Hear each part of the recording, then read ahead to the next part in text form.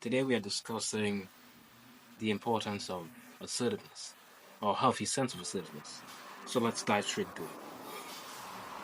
Assertiveness is basically the communication skill that involves you explaining directly your wants and needs respectfully without the sense of aggression.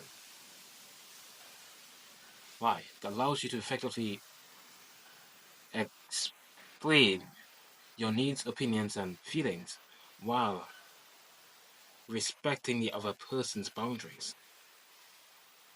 It leads to better overall communication, stronger relationships, reducing likelihood of conflict because you know what you want and need from others. So how do you become more assertive? Self-aware. Know your strengths and weaknesses. Identify your weakest area where you can be more assertive. What you can improve on, your area. That specific area you can improve on. So you have to actually improve on that area. To become self-aware first, and alright, I take action after I become self-aware. What can I improve on? What does not really need to be improved, but always be improving constantly. That's one thing for sure. The I statement, putting everything on you, basically blaming yourself and not the other person, taking responsibility on yourself and no one else. Basically, you're not blaming anyone else. You're putting everything on you. Your feelings, your wants, your needs, everything about yourself. Anything that happens. Oh, in other words, we're basically blaming ourselves because we're not trying to put on everyone else's fault. Maybe it's someone else's fault, but the I statement helps you to be more responsible and not blame the other person. And also, setting boundaries for yourself. You have to learn to define your limits, your boundaries.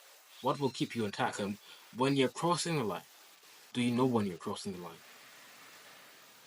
Like, for example, I only drink water rather than soda.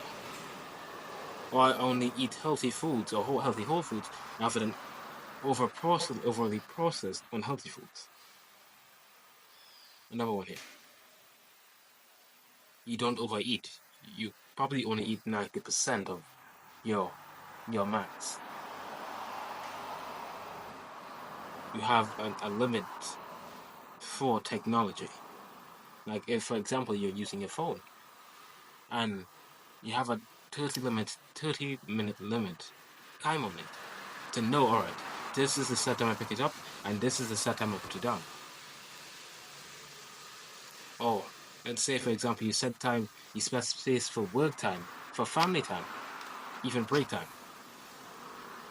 and also standing up for yourself. It shows a sense of assertiveness that you won't be a pushover. Because it had a time when I'll tell you a story. It had times on work. It had a certain day on work with this security guy. Always used to take advantage of me in that sense. He always used to push me over because I was timid. I was afraid. I didn't have any boundaries, and I was not assertive. I didn't explain my wants and needs, and that happened a lot for a whole year, and I didn't really say anything because I recognized I had no boundaries after a while. After learning how to improve my area, okay, even though I was fearful on the inside, all right. It takes the leap of courage to actually explain your wants and needs to this person and to actually stand your ground and set boundaries.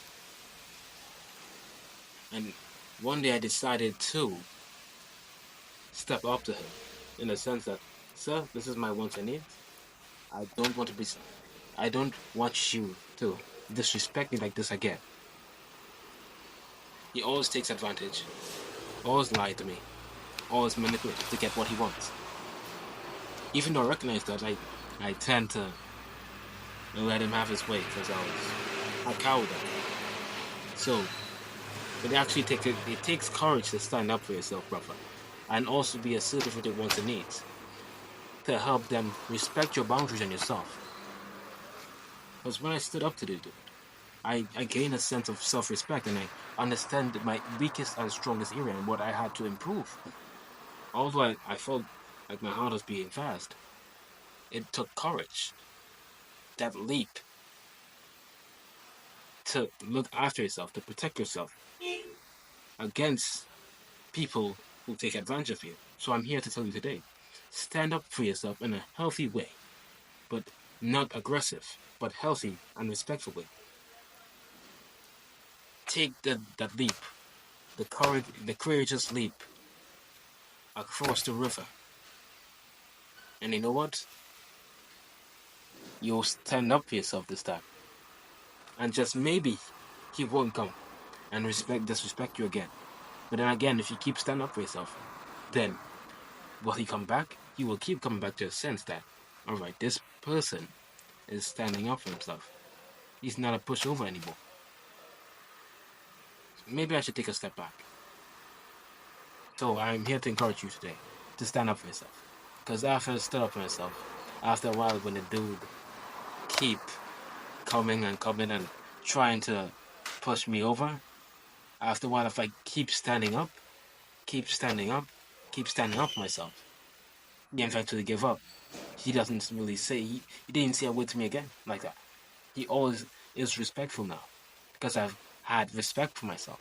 So I'm here to tell you today my final thoughts, brothers and sisters, especially to you, my brothers, to stand up for yourself as a man. Be assertive with your wants and needs. Improve your weakest area. Have courage to do it. So, go on. Do something with your life. Stand up for yourself. Until next time, fam. Take care.